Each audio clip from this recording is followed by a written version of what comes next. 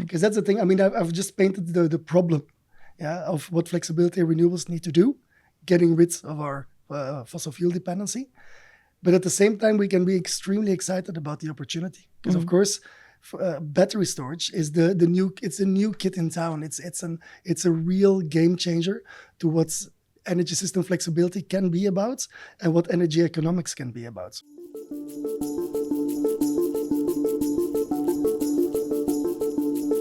This is Shine On Policycast, SolarPower Europe's podcast dedicated to EU policy about solar, with updates in 20 minutes or less.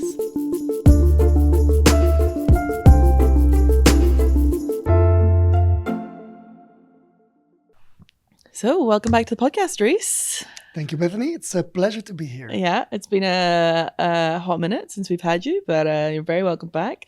And on an important topic as well, as we wrap up the year, because 2025, I think, fair to say, at least for us, is the year of flexibility, energy system flexibility. We've had a couple of highlights along the way. We had our Let's Flex Solar Power Summit back in March, joined by EU Energy Commissioner Dan Jorgensen and EVP Teresa Ribera to kind of talk about flexibility, energy system flexibility. We also launched our flexibility strategy, our wish list, our plan on a page a few weeks ago. But yeah, maybe take us a little bit through what this year of flexibility has meant and the steps along the way. No, happy to do that. It's always nice to reflect back on the year. If we take a step back, the European Union, in fact, has one big strategic problem, and that is our dependency on imported fossil fuels. It is a problem on so many levels. From a climate point of view, greenhouse gases, I don't need to dwell on that, that's quite clear.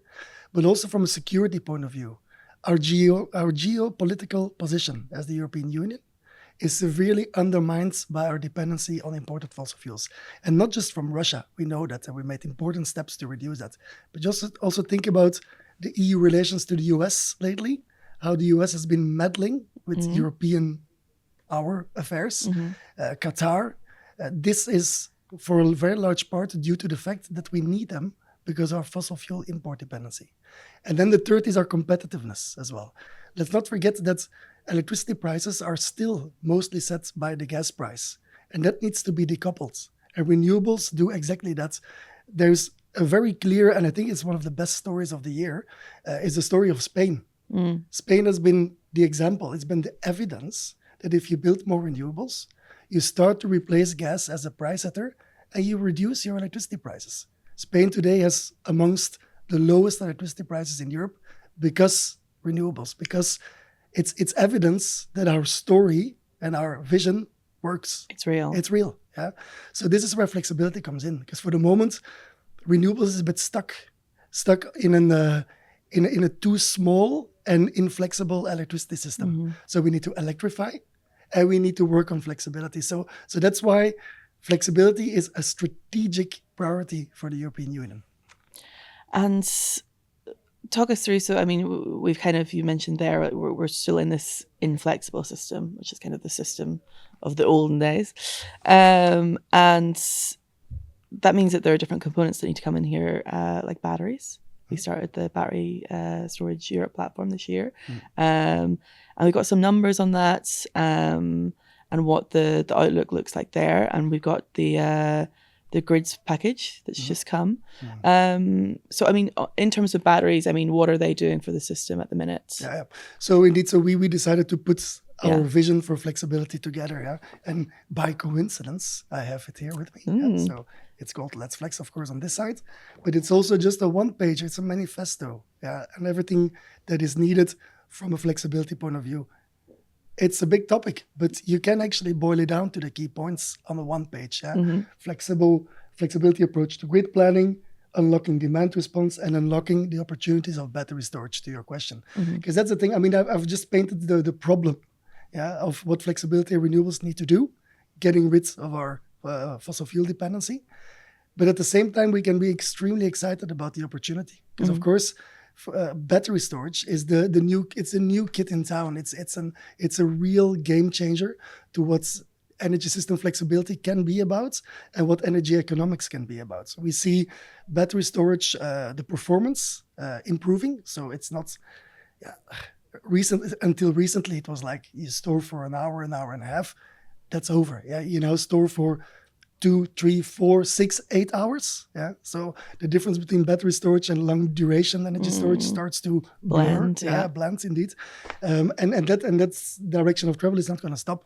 And at the same time, while the performance has been improving, the cost has been reducing. Yeah? Yeah. So two things at the same time, which feels paradoxically, but that just shows how incredible it has been from a technological advancement point of view. So reaping that opportunity, embracing the opportunity of battery storage, is what the flexibility challenge comes down to. Of course, amongst others, yeah, the demand response, grids, all of that is important. It's an energy system at large approach. But the thing that makes me optimistic and makes me excited is the fact that we have this new technological revolution called battery storage. I sometimes say it's like I've been in the energy world for a while. There's been a couple of tipping points in energy economics, energy geopolitics over the last hundreds of years. Recently, the shale gas revolution in the US completely changed the way we trade and who are dominant, what the cost for energy is. Battery storage is at least at that same level. Yeah. It completely changes energy economics and energy strategies as well. So for a continent like the European Union, who is an importer and price taker, a fossil fuel importer dependency, it is a golden opportunity. And that's what we like to highlight. But it mimics a bit the story of solar, right? Like the massive technological revolution, and it becomes so cheap, and then it's a no-brainer. It's a no-brainer, and it's especially the combination. Then you really touch gold. Yeah. What solar has been doing for Europe, solar has been delivering. We have been delivering. Yeah? We recently published our market outlook as well. We have reached this interim objective. 2025. Of 400 gigawatts of installed capacity in 2025, which was part of the Repower EU strategy. You'll remember that, to get rid and deal with the Russian aggression. That's a doubling of installed solar in Europe in 3 years. Yeah, it coincides also with my time in SolarPower Europe. How much credit do you want to take for it? Correlation, causation. But no, to go back to your point about batteries, I mean, we have this Battery Storage Europe platform. We know it's going to be, we know batteries are going to be the thing for Europe, but what's kind of our concrete ask or goal there? Yeah. So battery storage is still a relatively new technology. So there's a lot of inertia because of lack of awareness. Yeah. A very clear example is the way battery storage is being charged by the grid operators. Yeah, there's double charging almost everywhere. There's positive movement, I should say, as well. And the conversations are happening. So it is trickling down. Yeah? But a lot of what we do here in association is not just making people aware, and accelerate learning. Yeah. So in that sense, the double charging is a really clear example. For the moment, battery storage is being charged for when it takes from the grid and when it discharges on the grid. So you get punished or charged twice. While actually, you're helping. You're really helping congestion management. Yeah. You should be rewarded for it instead of double charged. That's one of those kind of mindset tipping points that are now needed. Just one example. Yeah, it's one of those things that kind of goes undetected because it's on such a small scale. But now, as we scale up, you need to re-examine the way we've been looking at things. But you mentioned batteries as one kind of hope that's kind of keeping the optimism alive. But we've got some other hopeful things on the horizon or just past, because a week or so ago now we had the grids package. With a few elements in it. And it's just before Christmas. Is it a Christmas gift? Has it got everything that we like in it? Any coal, any presents? I must say it's quite impressive. Yeah. So we're very welcoming, very, very happy about it. A lot of let me first say that the grids package is also about storage. Yeah. So some of our asks in this beautiful manifesto, shall I show it again? Yes. Yeah, I think so. But for those who are listening and not watching, you can find it on our website. It's a beautiful one-pager. Bright yellow. So very concretely, like some of the permitting provisions in the Renewables Directive have now been extended to storage or to hybrid assets, so solar plus storage or renewables plus storage in general.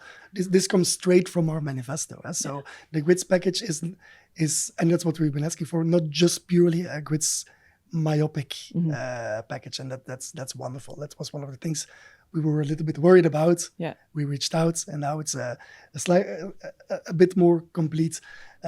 It does some other cool things as well. Yeah. One of my personal favorites is the fact that the European Commission is taking a little bit more control over grid planning. Yeah. So there will be a European central scenario for electricity highways and energy highways across Europe. You cannot do these things bottom up. You cannot do these things just with the system operators and letting and expecting some kind of an optimal picture arising from that. Everybody knew that since a very long time. Yeah. Finally, the Commission has dared to pick this up, and I think they should be applauded for that. Yeah. There's also a lot of elements on permitting, as I mentioned. Yeah. So permitting also with respect to renewables. Because you know that we had this issue with renewables acceleration areas being translated on national level, or rather in a way that's actually no-go areas. No-go zones. Yes, yeah. This is now explicitly mentioned. It should not be about no-go zones. You know, so some of these points that we've been making in 2025 also come back in the package. And I also already mentioned the permitting for storage. The other cool thing that I think we can be proud of, and has some relation to this document, is around grid connection queues. Very known topic. There's a lot of renewables, a lot of storage projects in the queues with system operators.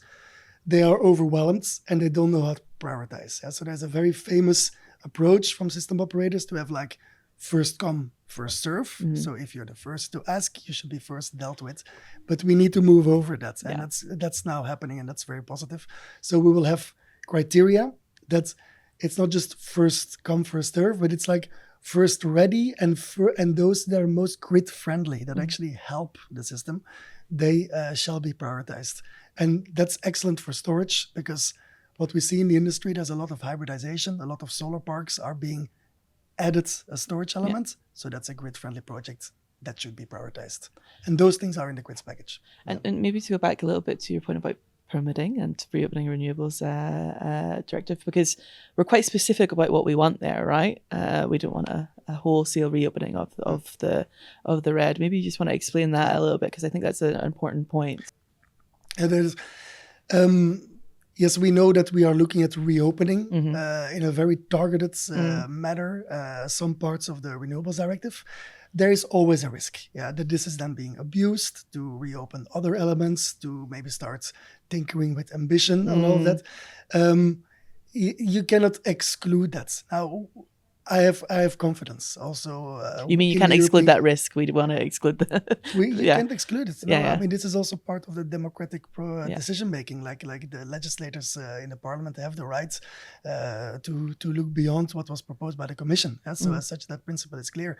Now, I'm quite confident that we will be able to keep this under control. There's also a revision of the Renewables Directive foreseen later in 2026 for the post 2030 perspective. So I think that's it's clear what conversation goes where. Within the context of the grids package, we will just have a very targeted conversation about extending elements of the Renewables Directive that link to permitting, to storage, and that's what it's going to be about.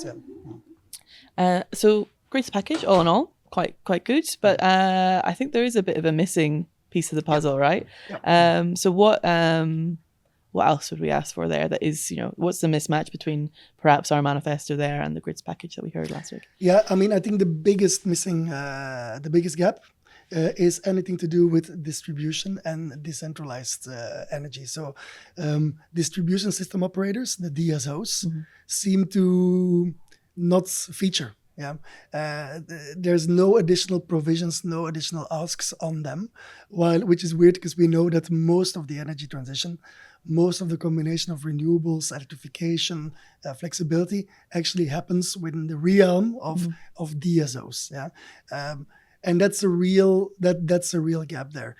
This famous central scenario that I was talking about, the European top-down planning, is exclusively a TSO level thing.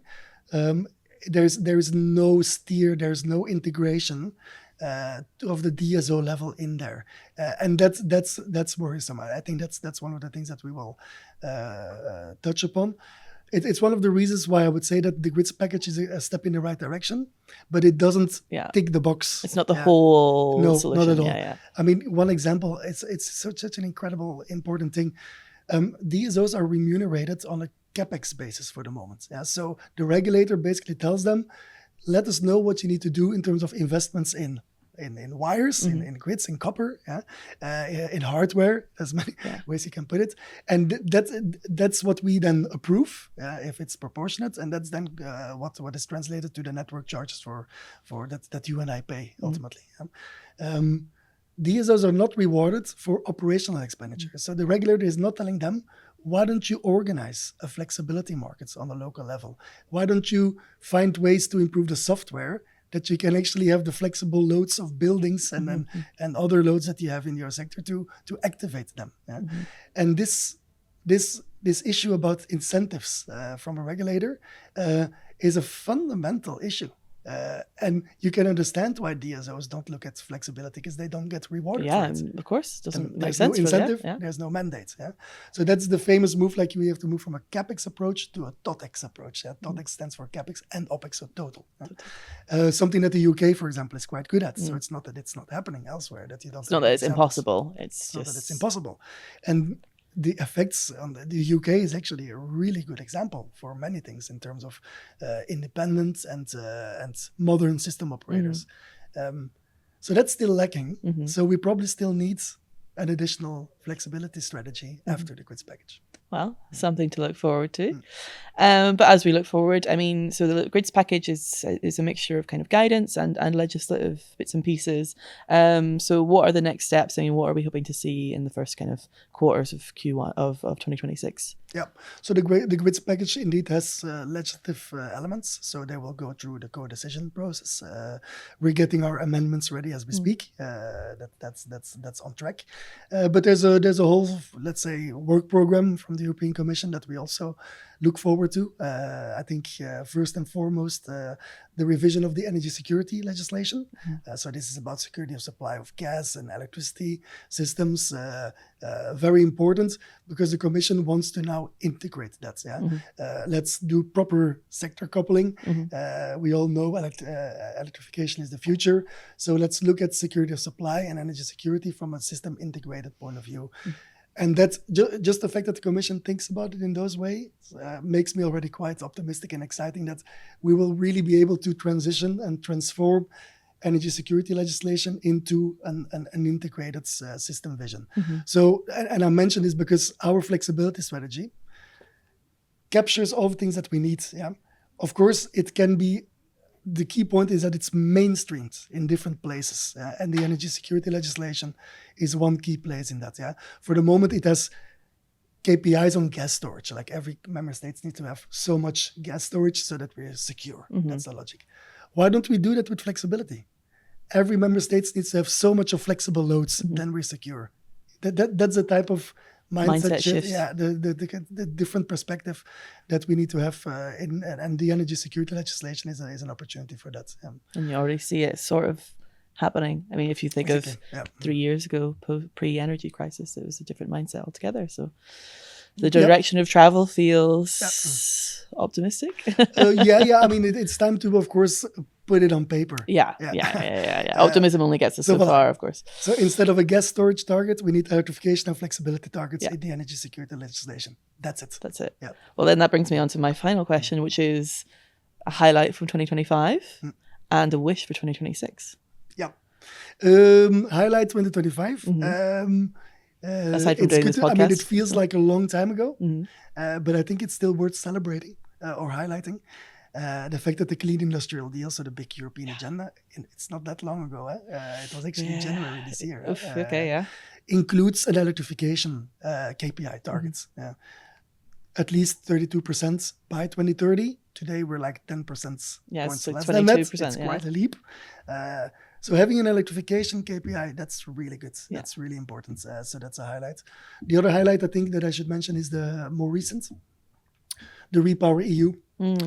strategy is now concluding. Yeah, so we are, as a European Union, decoupling from Russia entirely in terms of gas imports, oil imports. And that is, of course, quite amazing. Yeah. I'm old enough to remember how dominant Russia was in our energy provision. That was the deal. Yeah, that was the essence of our diplomatic relations with Russia. Yeah? Taking that out of the equation is changes truly again. historical. And we have to congratulate the European Union, Commission, and European leaders for having the noses in the same direction on such an important topic. So that's important. And then one wish for next year? Yeah. Can I be a bit cheesy? Always. I really wish a little bit more peace in the world. Yeah. It's been quite tough, and not just for the, let's say, cheesy part of that or the human part of that, of course, first and foremost, but also because the impacts on European decision making, European strategies, our vulnerability geopolitically, we are still so vulnerable to what happens in the world that we are quickly destabilized. So let's hope for a little bit more peace, a bit more stability in the world. My God, I sound naive. While the European Union works on its vulnerabilities. Yeah, I don't think that's naive. Including reducing our fossil fuel imports to circle back to that. Yeah. Perfect. Well, perfect circling back. But thanks so much for joining us today, Dries. And let's hope for a bit more peace next year, I think. Thank you. Thanks for listening to this episode of Shine On Policycast. Make sure to subscribe and turn on notifications to get updates about new episodes. Shine on.